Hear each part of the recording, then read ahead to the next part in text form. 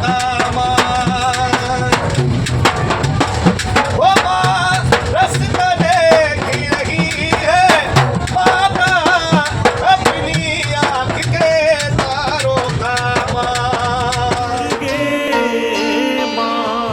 जय दुर्गे माँ, जय जय दुर्गे माँ। नमस्कार दोस्तों, मैं अन्नू त्रिपाठी। आज मैं आपको बताने जा रहा हूँ कि माता वैष्णो के संपूर्ण दर्शन कैसे होते हैं।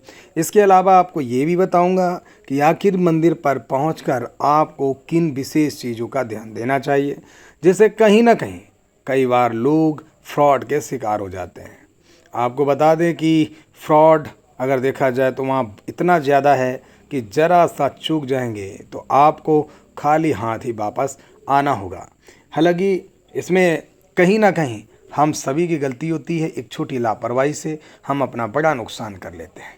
तो देर ना करते हुए इस वीडियो को अंत तक ज़रूर देखिएगा। यदि आप भी अगर प्लानिंग कर रहे हैं माता वैष्णो धाम जाने की, आखिर वहाँ पर घूमने की वो कौन सी जगह हैं, कहाँ जाना चाहिए, कितना किराया खर्च होगा, ये संपूर्ण जानकारी हम आपको देने जा रहे हैं और वहाँ का जो विधि विधान है वो भी हम आपको बताने जा रहे हैं।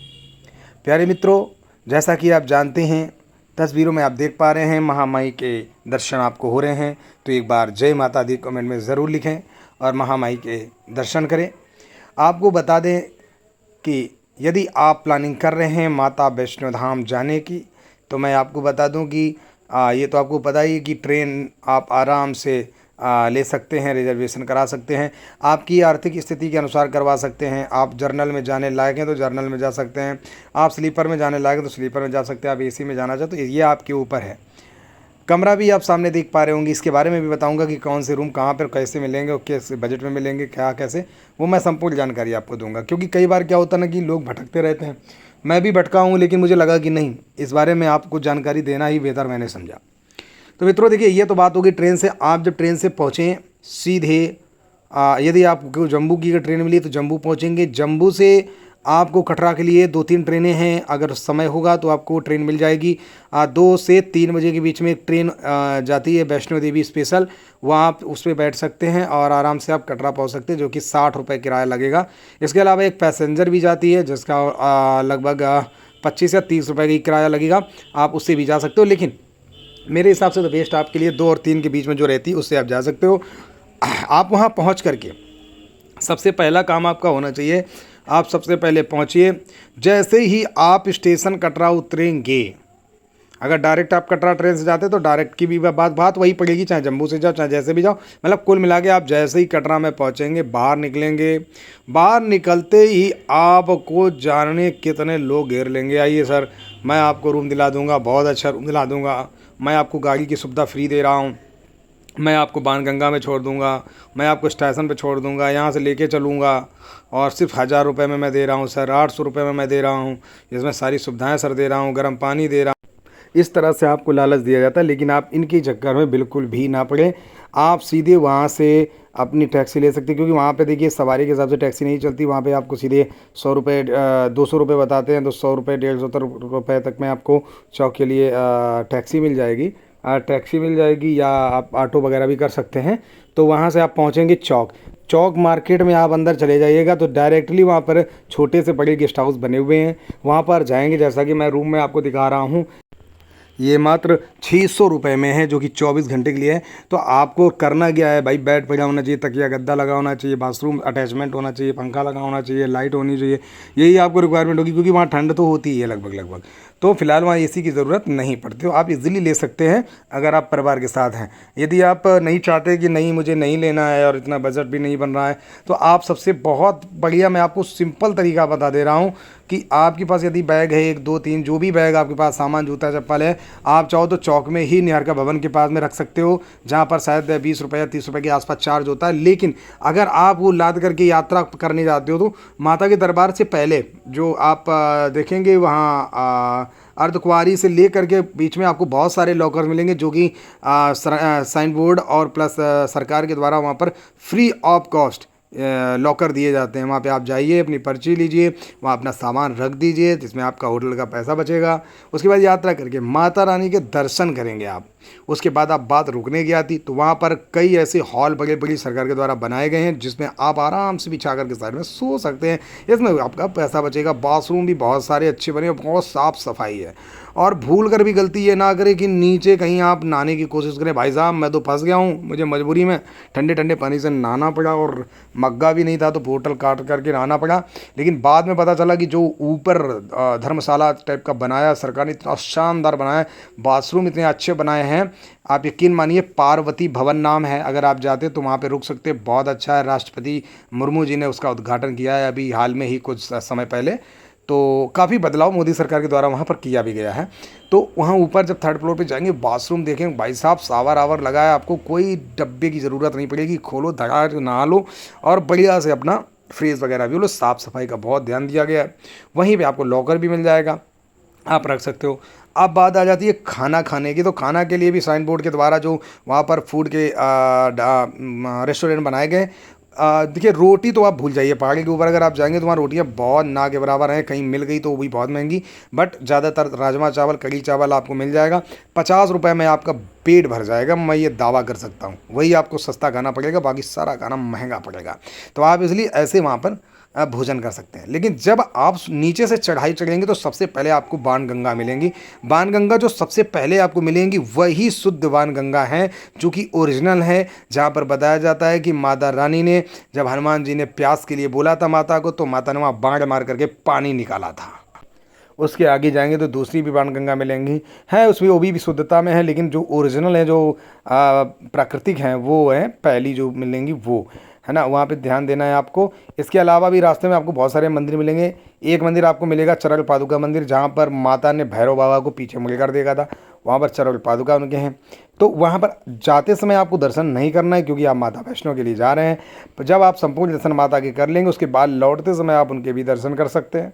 और एक गलती बिल्कुल ना करें, कई बार क्या होता है कि जो लैया वगैरह और वो सेब वगैरह और अखरोट वगैरह लोग ऊपर से ही लेके आते हैं, फर्जी में लाद करके, ऊपर महंगा भी मिलता है। तो ऊपर ना खरीद कर आप सबसे नीचे चौक मार्केट में ले, जहाँ पर आपको कम से कम में मिल जाएगा। यदि आपको 100 रुपये का पैकेट होगा, आप 80 दोगे तो 80 में भी मिल जाएगा, लेकिन ऊपर वही चीज़ आपको 120 में मिलेगी। तो वहाँ से आप ऐसी कोई गलती ना करें।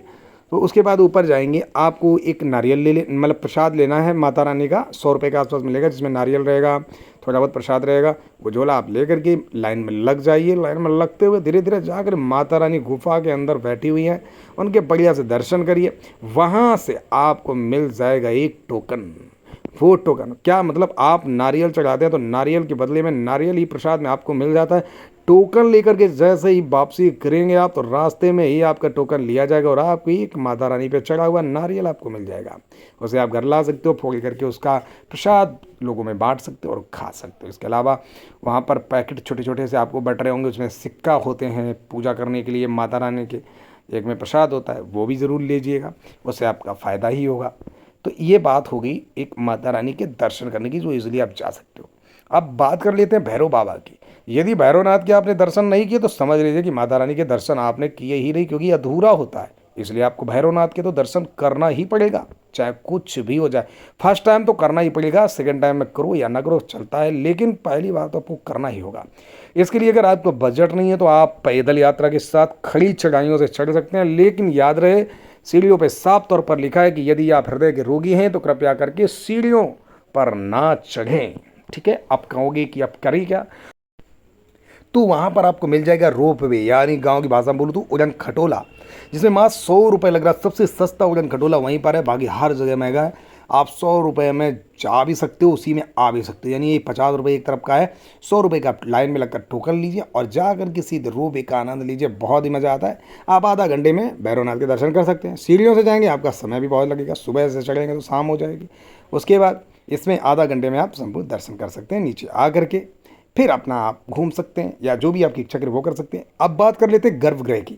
तो गर्भ जो अर्धकुमारी है, वहाँ पे तो मेरे भाई अगर आपके पास वक्त है 2 दिन 3 दिन का, तो आप वहाँ पर अपना नंबर लगा सकते हो, जिसका कोई चार्ज नहीं होता। आपका जब नंबर ग्रुप आएगा तो आपको गर्भगृह के दर्शन कराए जाएंगे।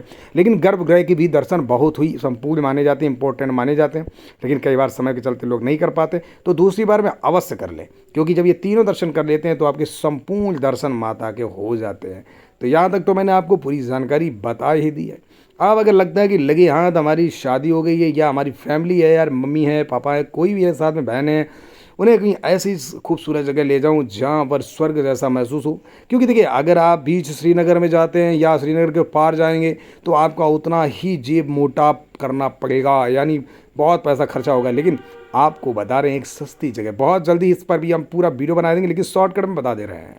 आप जा सकते हैं कटरा से सीधा पटनी टॉप, माथा टॉप जा सकती, जहाँ पर कश्मीर की वादियों में आपको आनंद ही आनंद आएगा। सनासर एक ऐसी जगह है जहाँ पर आपको बहुत ही मज़ा आने वाला, जहाँ पर बर्फ़ भी गिरती है और बहुत कुछ झील वगैरह भी आपको मिलेंगे। तो आप देख पा रहे होंगे, ये हम और हमारी वाइफ हम लोग गए थे, तो वहाँ पर हमने एक छोटा सा वीडियो भी शूट किया था।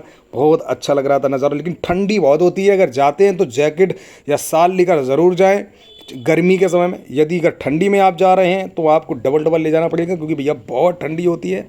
और लगे हाथ कब बारिश होने लगे कोई भरोसा नहीं, कब बर्फ़ गिरने लगे कोई भरोसा नहीं, लेकिन मज़ा आपको बहुत आएगा। इसका भी बहुत कम बजट में आपको बता रहा हूँ, बहुत कम पैसे में आप पहुँच सकते हैं। इसका वीडियो बहुत जल्द ही बनाऊँगा। मित्रों, अगर वीडियो अच्छा लगा हो तो प्लीज़ कमेंट में जय माता की लिखें, और इसके ऊपर भी अगर आप चाहते हैं कि गुलमर्ग और अन्य कश्मीर के बारे में जानकारी, तो हमें कमेंट कर सकते हैं। तो मैं बहुत जल्दी इस पर भी बनाऊंगा कि कम पैसों में, यानी एक गरीब आदमी भी ऐसी खूबसूरत जगह का आनंद उठा सकता है, वो तरीका सिर्फ आपका अनु त्रिपाठी ही बताएगा। तो इसके लिए इंतज़ार करते रहिए और अपना प्यार बरसाते रहिए, क्योंकि हम चाहते हैं कि आपको घर बैठे दर्शन कराएं। इसके अलावा भी आपको बहुत सारी संपूर्ण जानकारी देते रहे, ताकि आप फंसे ना और कम पैसे में आप दर्शन के साथ साथ बढ़िया पहाड़ियों का मज़ा और खूबसूरत वो पेड़ और पौधों का मज़ा कश्मीर में जा कर के ले सकते हैं। जय माता की।